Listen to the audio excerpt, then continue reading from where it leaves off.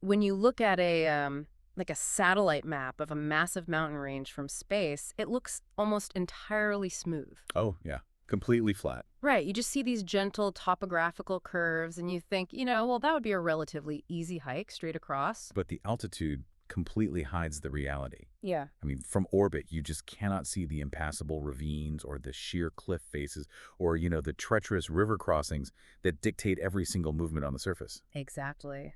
And that disconnect between a high-level simplified summary and the really messy, dangerous reality on the ground, that is the core tension we are exploring in today's deep dive. It really is. We are looking at a highly debated, incredibly high-stakes event, which is the general election in Ethiopia. Our source text today is a recently published essay titled Ethiopia's Election in Context, Moving Past Simplistic Narratives. And we really need to be crystal clear right at the outset about our source here. The author is Ambassador Berhanu Tsegaye. He's a veteran legal expert, but more importantly, he is a current state minister of foreign affairs for Ethiopia.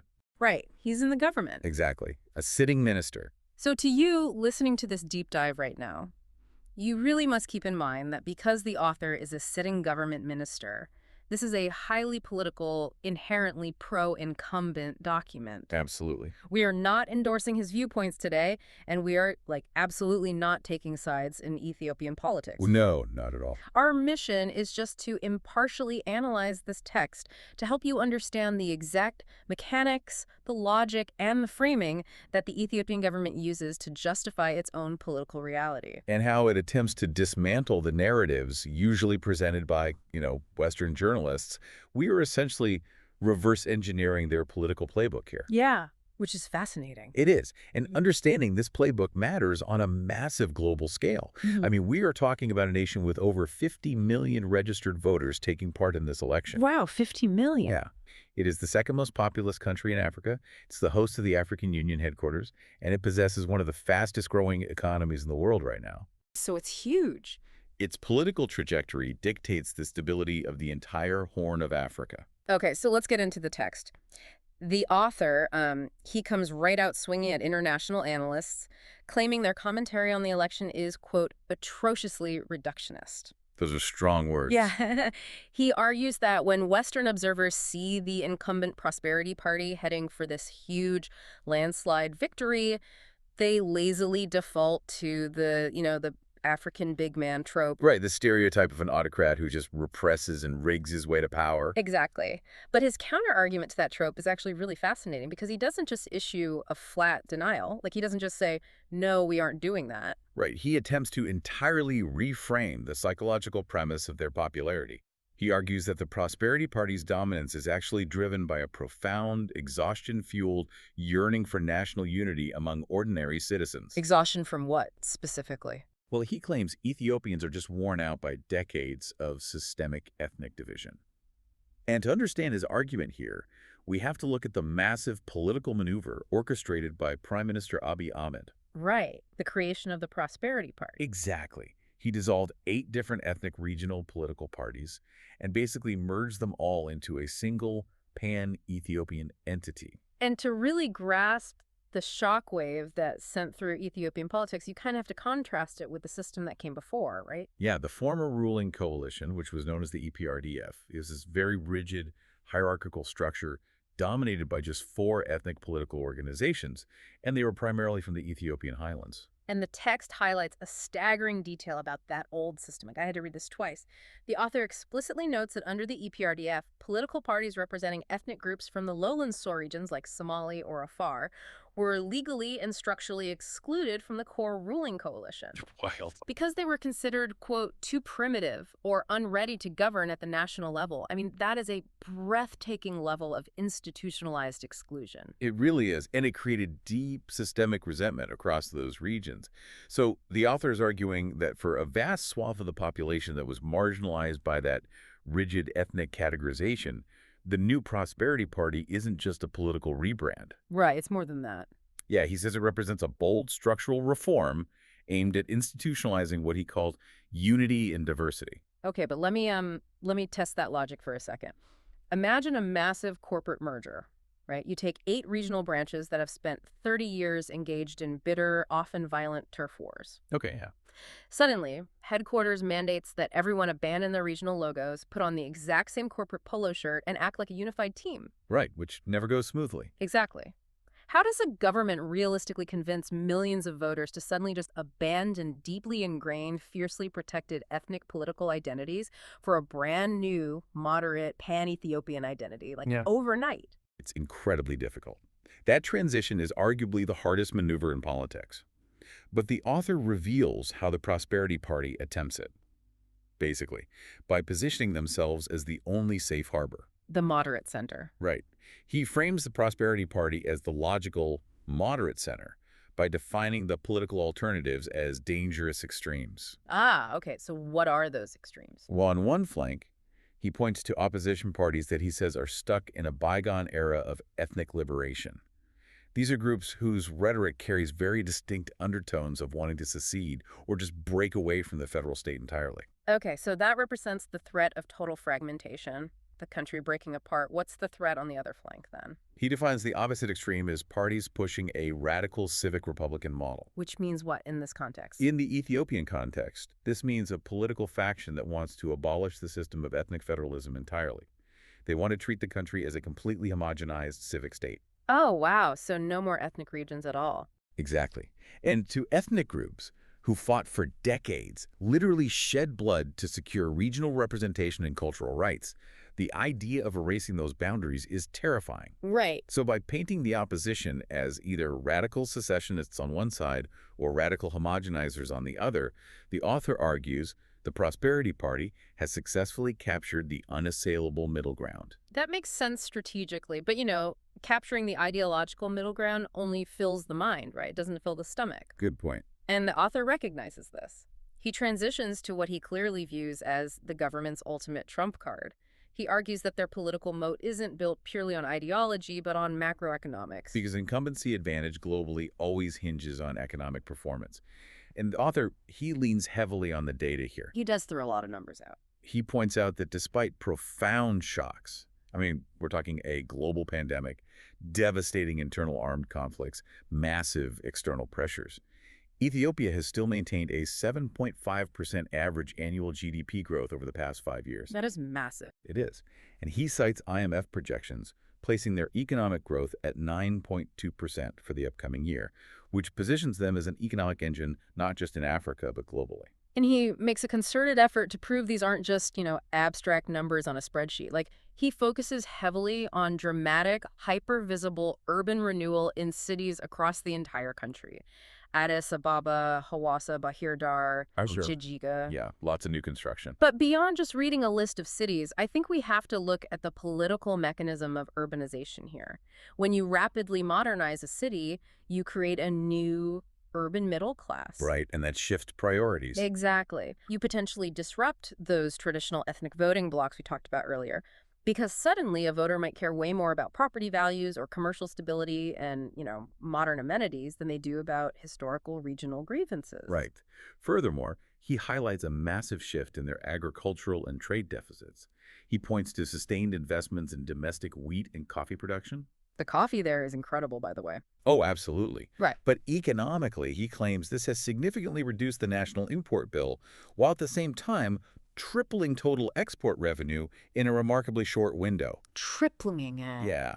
And crucially, he anchors this whole economic argument in these massive, legacy-defining mega projects. We're talking the Great Ethiopian Renaissance Dam, a sprawling new mega airport, and a major fertilizer plant developed with the Dangote Group. Okay, but let me play devil's advocate here, because the author briefly acknowledges the existence of what he calls persistent inflation, and he admits there are legitimate complaints regarding the heavy-handed implementation of some of these urban renewal projects. Yeah, demolitions and things like that. Right. So I see a real vulnerability in his argument here. When a voter is standing in their neighborhood, perhaps admiring a brand new commercial district, but simultaneously suffering through grinding persistent inflation at the grocery store, does long-term macroeconomic growth actually secure their vote today? Like, you can't eat a new airport.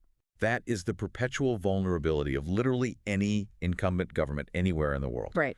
But the author's strategy here is to rely on the undeniable power of concrete.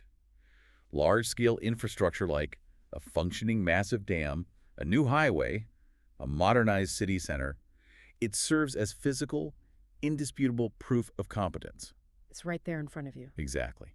He is arguing that these tangible amenities shift the baseline quality of life enough that they overshadow the immediate day-to-day pain of inflation.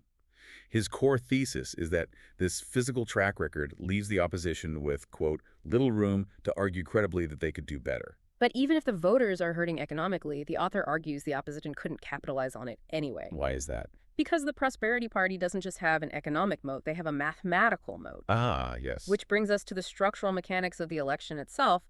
Ethiopia utilizes a first-past-the-post electoral system.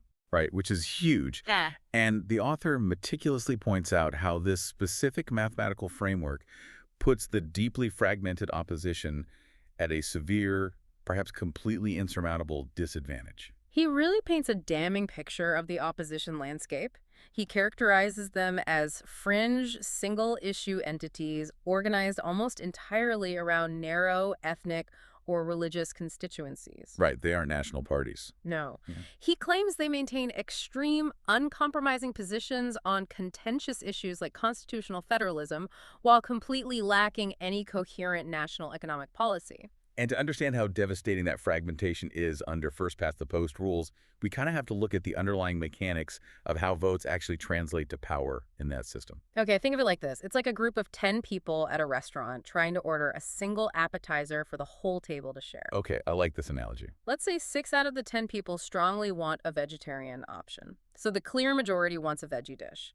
But those 6 people refuse to compromise with each other. 2 vote for a house salad, 2 vote for spinach dip, and 2 vote for bruschetta. Meanwhile, the 4 people who don't care about vegetarian food at all, they unite and vote for chicken wings. Ah, so the wings win. Exactly. Because the vegetarian majority fractured their vote, the chicken wings win the table with just 4 votes, leaving the actual majority completely unsatisfied. That is the first-past-the-post system. Wow, good. If the anti-incumbent vote is split across 50 small regional parties, the massive, unified incumbent party is going to sweep the election every single time. Which naturally raises the question, if the mathematical reality is that obvious to everyone, why doesn't the opposition simply form a coalition? Right, just agree on the spinach dip. Exactly. But the author offers a stinging critique here. He claims the opposition suffers from an utter lack of political imagination. Oh, that's brutal. It is. He uses this electoral math to validate his central thesis. Yeah. He is basically telling the international community, look, our expected landslide is not the result of autocratic ballot stuffing. It is simply the natural mathematical outcome of a highly unified national party competing against small, fractured regional ones under standard first-past-the-post rules. Okay, but if the mathematical moat is truly that wide, it kind of forces the opposition into a desperate corner, doesn't it? It does. And according to the author, when factions realize they cannot possibly win the math game at the ballot box, they change the game entirely. Right. They pick up weapons. Yes. And this brings us to the darkest, probably most contentious part of the essay, how the government officially frames the ongoing armed conflicts ravaging parts of the country right now. And his historical and rhetorical framing in this section is highly, highly deliberate and strategic. He actually compares the current political opposition to factions within the post-World War I Weimar Republic in Germany. Wow, invoking the Weimar Republic is a heavy geopolitical metaphor. It really is. It implies a fragile, nascent democracy that is actively besieged by radical forces who have absolutely no patience for peaceful democratic contests, and they're basically willing to burn the entire system down just to seize power. Precisely. And he specifically names the armed groups currently challenging the state. He lists the Oromo Liberation Army, which he refers to as Olashin. Okay. He lists the TPLF, which is the Tigray People's Liberation Front. They're the deeply entrenched former ruling party that is now operating as a powerful regional force in the north. Right, the ones who fought the recent war? Yes. And he also lists Fano, which is an Amhara nationalist militia. The author states unequivocally that these groups are inclined toward violence because their political objectives are just too extremist and exclusionary to ever win a national popular vote. But he goes even further back than Weimar Germany to contextualize them, right? He frames these armed groups not as modern political resistance movements, but as a direct continuation of Ethiopia's long, bloody history of provincial lords. Yeah, that historical callback is very intentional. He argues that for centuries, Violent contestation for power by regional warlords has just been the dominant feature of Ethiopian politics. He claims today's insurgents are merely carrying on that exact tradition, driven by a desire for, quote, illicit financial gains. And we really have to analyze the profound strategic value of that historical framing. By comparing modern armed political movements to historical self-interested warlords, the author is attempting to completely strip them of any modern political legitimacy. Right. He is telling the listener that these aren't groups with valid grievances about federalism or representation or rights. They are just greedy provincial barons acting out a centuries-old script. That is incredible rhetorical spin, and frankly, it requires some major pushback. Right. Because labeling your armed opponents as mere provincial lords entirely sweeps under the rug the very complex, highly specific political and ethnic grievances that actually fuel these movements. Absolutely. And more importantly, the author complains bitterly that this violence securitizes politics and drains energy from peaceful democratic participation. Right. But he completely sidesteps the most glaring logical flaw in his own argument. How can a truly free, fair, and representative election take place when massive regions of the political landscape are highly securitized, active conflict zones? He does, actually. He claims the incumbent government has fundamentally changed the culture of engagement. He points out that they have repeatedly offered insurgents opportunities for peaceful dialogue. Okay. And crucially, he highlights the sweeping reform of the National Electoral Management Body. He insists it operates now as a genuinely independent democratic organ, entirely free from executive meddling. Right. Furthermore, he points to the establishment of a National Dialogue Commission, which is tasked with forging a broad consensus on the country's most volatile constitutional issues. So the overarching government narrative here is basically, yes, there is violence, but it is the dying gasp of backward-looking provincial lords. Meanwhile, we are the ones doing the tedious, unglamorous work of building modern, independent institutions to move the nation forward. That completely encapsulates their entire defensive posture against international criticism. So bringing this all together, the author's ultimate thesis is that Ethiopian politics simply cannot be deciphered through one-dimensional Western viewpoints. No. When you, as a listener, consume a 500-word international news brief, you are getting that simplified, smooth satellite map we talked about at the very beginning. Exactly. But true understanding requires parachuting down and analyzing the complex structural voting mechanics, the macroeconomic realities shifting urban demographics, and the deep, centuries-old historical context dictating the violence on the ground. And he actually concludes the essay with an incredibly elegant cultural metaphor that drives this exact point home. I love this part. He references the ancient Ethiopian poetic tradition known as semra work, which translates to wax and gold. I find this concept absolutely fascinating. Explain to everyone how wax and gold works in their political discourse. So it is a rich tradition of poetic riddles, double meanings, and heavily layered communication. The wax represents the obvious, superficial surface meaning of a statement. The part everyone can see. Right. But to truly understand the message, you have to mentally melt the wax away to reveal the gold, which is the hidden, profound, true meaning underneath. And he actually takes a famous Winston Churchill quote and flips it to make this point. Churchill famously described Russia as a riddle wrapped in a mystery inside an enigma. Right. The author adapts that, stating that Ethiopia is a quine, which means poetry wrapped in an unqualish, a riddle inside a mysteric, a secret. It is his final, polite, but very firm way of telling foreign analysts that they are entirely missing the depth of the country they are trying to judge. They are looking at the political landscape and they are only seeing the wax. Which leads me to a final, really provocative thought for us to mull over and for you listening to think about today, building on a brief observation the author makes. He mentions that the political opposition has never possessed a more powerful tool for mobilization than they do right now, thanks to the explosive growth of social media and rapid internet penetration across Ethiopia. Yeah, it provides unprecedented, instantaneous communication across previously incredibly isolated regions. But consider the friction between that new technology and their ancient culture. If Ethiopia is historically a land of wax and gold, a culture built on deep, poetic nuance, complex riddles, and taking the deliberate time to melt away surface layers to find the hidden meaning, how does that rich political discourse survive the modern internet? That is a great question. Because we know exactly how social media algorithms operate. They do not reward nuance. Not at all. They do not reward taking the time to find the gold. They are engineered to reward instant outrage and amplify the most superficial, polarizing layers of any debate. Right. So, as an ancient, incredibly complex society moves its political discourse online, does the gold of deep understanding inevitably get lost, leaving millions of people simply screaming at the wax? Wow. That is a profound tension. I mean, how does a culture defined by complex subtlety navigate a digital ecosystem specifically designed to reward simplistic extremes? It reinforces the author's primary warning. When you are trying to understand the reality of a nation, the satellite map will always fail you. You have to be willing to land, walk the treacherous terrain, and do the hard work of looking for the gold beneath the wax.